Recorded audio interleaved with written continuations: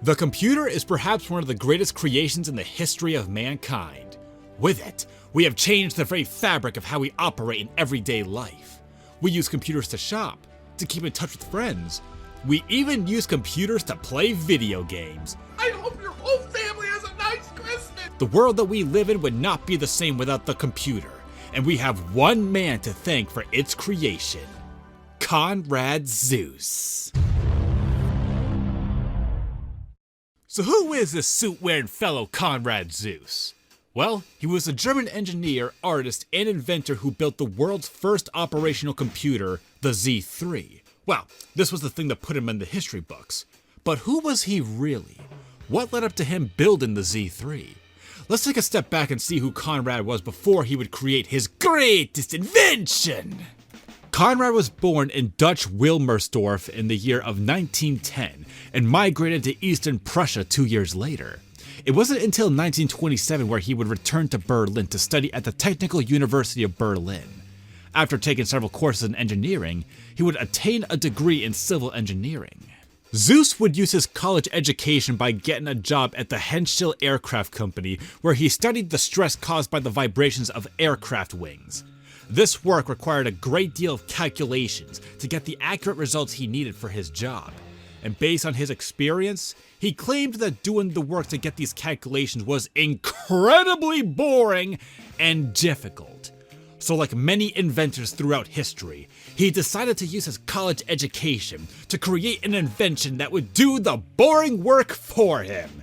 And thus, in 1936, Conrad began working on an invention that would be the building blocks to the world's first computer. And in 1938, 2 years later, he done it. He finished his invention. The Z1, the world's first freely programmable computer. It was motor driven, had over 30,000 parts, and it weighed in at 1 ton.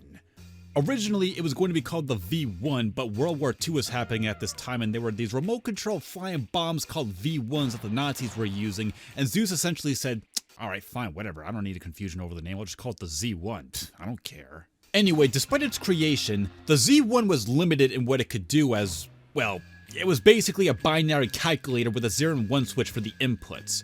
It also wasn't known for working too well due to the complications of the internal moving parts. But ya boy Conrad was ambitious. He even received private funding and all the support he needed to make his invention a reality. That's right, Conrad's solo development on the Z1 was entirely privately funded. You'd think the company he was working for would have given him some money to work on this thing, but nope.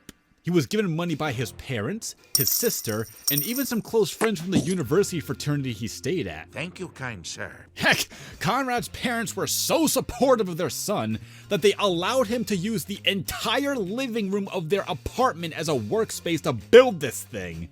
He even quit his job at the aircraft company just to get more free time to work on his invention.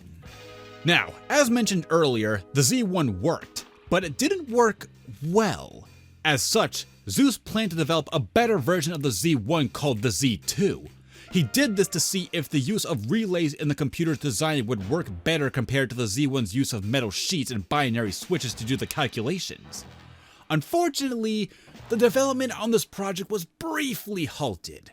Why, you may ask? Well, it was the late 1930s. World War II was brewing, and the Germans needed soldiers. As such, the German army enlisted Conrad for military service and was drafted into the army as an infantryman. However, Conrad didn't want to fight on the front lines for the military. He wanted to be back home working on the big bad Z2. So, he had a meeting with some higher-ups in the German military and asked if he could step back from his duties as a soldier and work on computers instead. And in response, the Germans basically said, alright, yeah, sure, we could use more computers, why not? And thus, the paperwork was signed, and he returned to his passion project. However, this time, Conrad got himself some funding from the Third Reich's Aerodynamic Research Institute to aid development on the Z2. Yup, no more mom and pop money for this guy. Conrad was now getting big boy funding by the Nazis. Oh dear. Okay, before I go any further, I should note that Conrad wasn't an official member of the Nazi Party. He was just a scientist that the Nazis brought on to make computers for. I mean, later in his life, he would be questioned about his work for the German army, and he stated that he believed that the best scientists and engineers had to choose between either doing their work for questionable business and military interests, or not pursuing their work at all. Also, remember, he had little choice in the matter as he was drafted into the war by the Germans. So, yeah. And so, in 1939, with a far bigger budget and a professional environment with other scientists and engineers to assist him, he would create his second big invention, the Z2, the world's first functioning electromechanical computer. And in 1940, several months later, it was brought to the German Laboratory for Aviation in Berlin, where it would be presented to the Germans' People Party. And they loved it. Unlike its predecessor, the Z2 actually worked no problem thanks to the electrical relay circuits in its design. The crowd was so impressed, in fact, that he received further funding to create his next biggest invention, the Z3, the world's first fully automatic programmable computer. It would be far more reliable and faster than Zeus's previous creations. It would also be a highly guarded secret project within the German government, as upon its creation, it would be used by the German Aircraft Research Institute to improve the aircraft the Germans used in the war. And thanks to the funding he received along with the assistance of several other German scientists and engineers, his invention would be completed in 1941, a year later. The Z3 would be presented on May 12th later that year to an audience of scientists at the German Laboratory of Aviation in Berlin. And just like the Z2, the audience loved it, he received more funding, and Zeus had one more project in mind, the Z4. The Z4 was the end-all be-all final design for his computer. Conrad would begin designing the Z4 in 1942 and received help making it from around 24 people. At first, progress was going smoothly considering the war. However, things would take a turn in 1943 when the Z1, Z2, and Z3 would be destroyed by the Allied air raids of Berlin in 1943. At this point, there was a lingering anxiety that began brewing amongst the Germans that they might actually lose the war. There was also a fear that the Z4 would either be destroyed or fall into the Soviets' hands if things got worse. As such, Zeus and his accomplices would smuggle the still not finished Z4 out of Berlin in February of 1945 with the use of a military truck and be transported to the town of Göttingen, roughly 4 hours away. The Z4 would be completed in a secret facility provided by the Aerodynamic Research Institute. The Z4 would be finished later that year after the Germans' defeat in the war, and it's currently the oldest surviving computer in the world. Currently, it's up for display at the Deutsches Museum located in the German city of Munich. But you won't find too many workers at the museum that know how to operate this thing, as the manual for the Z4 was destroyed long ago. And that was the story of Conrad Zeus.